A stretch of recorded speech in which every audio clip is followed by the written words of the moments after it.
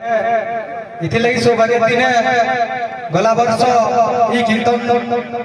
मंडली रे आमे कीर्तन करबा लागि चंदन भाटी सहित जोगाजोग करथिलु किंतु तांकर प्रोग्राम रो अति व्यस्तता थिला जे आमे पाई न पारे एवं समस्त कर्मी माने हमर गजलक्ष्मी कमिटी रो भाई माने हताश हिथिले हमर भौणी सुनीता को ए मंच के आनबा लागि लेकिन आज ताको ए मंच रे पाई बहुत खुशी अनुभव करछु मैं ई जगह रे अनुरोध करमी हमर समस्त दर्शक मान को समस्त गोटे जोरदार करताले तो हमर भौणी को स्वागत करबा लागि माँ गजलक्ष्मी साहा एवं आम अंचल समस्त भल पाइबा लगी आज भौणी सुनीता आज आम गाँव बहुत रुपये आम पाइछू तेणुक आम कमिटी तरफ तथा आम अंचलवासी तरफ समस्त कीर्तन प्रेमी मान तरफ अनुरोध करा